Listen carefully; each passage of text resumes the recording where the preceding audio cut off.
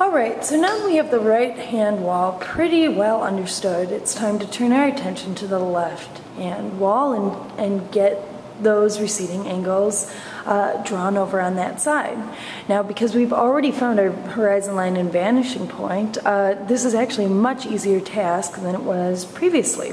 We don't actually have to measure all of the angles on a door the way we did the first time. We can just use that first measured door again to help us explain what's going on in exactly the opposite edge of the hall. What we're doing is we're really taking advantage of the fact that this plane is parallel to this plane. All right? One thing that we will notice is that our vanishing point is not centered in this hall. That means that my perspective is shifted just a little bit, and so my body is, even though my shoulders are square to the back wall, so it's still one-point perspective, my body is actually closer to the left wall than it is to the right wall. So the angles, receding angles that we're going to see are actually also closer to my body, so again, closer to that vertical that leads us to the vanishing point. Does that make sense? So way more oblique angles on the left side of the wall than on the right side. All right? So that's just something that you're going to notice is going to happen. But the way that we find those angles is we, again, just use our first measured door. All right, so I'm going to align it in my measuring stick again as usual. Make sure that the length is still aligning. And I'm right on. I'm going to rotate my measuring stick, so I'm measuring at a horizontal again. And I have my hand, my thumb and forefinger, aligned with the bottom the bottom right hand corner of the door. All right, that first corner that we measured. All right, now I'm just going to push my measuring stick over until the end of the measuring stick is aligned with that edge where the floor meets the wall over on the left side, and my thumb and forefinger are still aligned with the bottom right hand corner of the door. All right, make sure that measuring is sound. Just check it. Again, part of my head. Usually you'll be measuring not set so kind of far off from your arm. You won't have a camera behind you, so that'll be easier. All right, but when I'm sure that measurement is right, I just pull that horizontal measurement over to my drawing, align it with the bottom right corner on the drawing,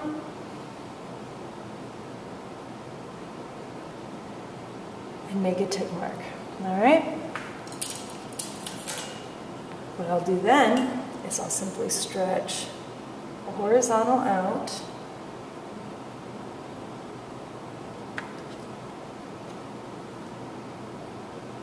It's a little angle to me from the bottom corner.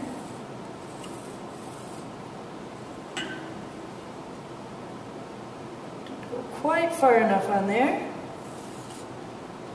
All right, and then I'm going to intercept it with that width that I just measured with my measuring stick. All right? So now, the opposite wall,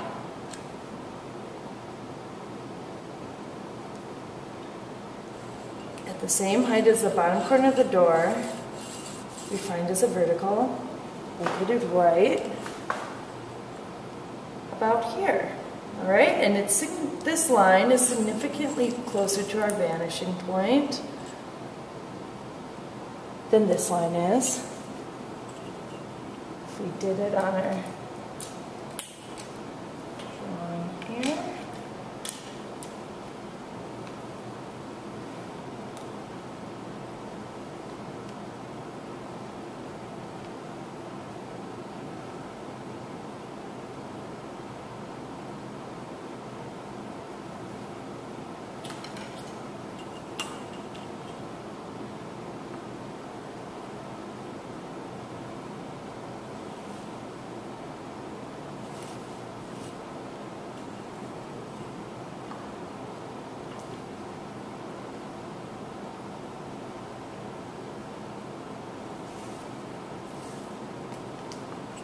That would be the location of that same vertical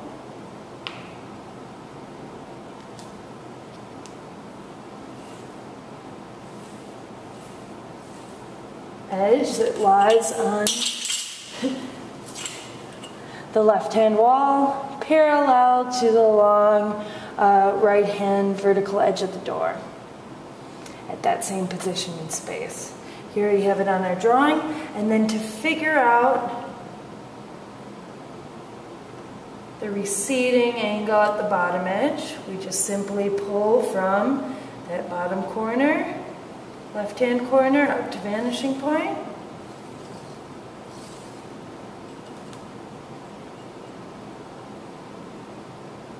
These markers are just driving me up the wall here.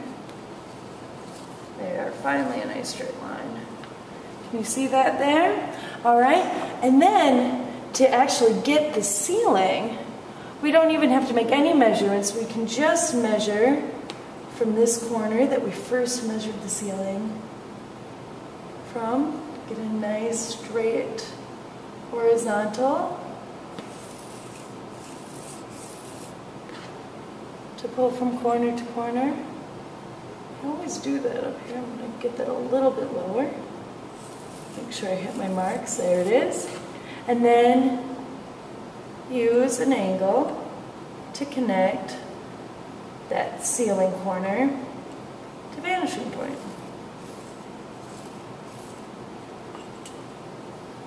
All right?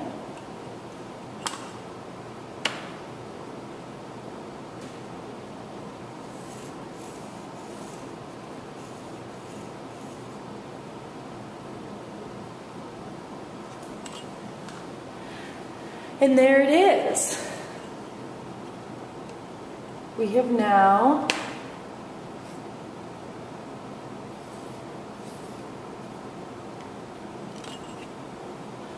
found both the left-hand wall plane and the right-hand wall plane.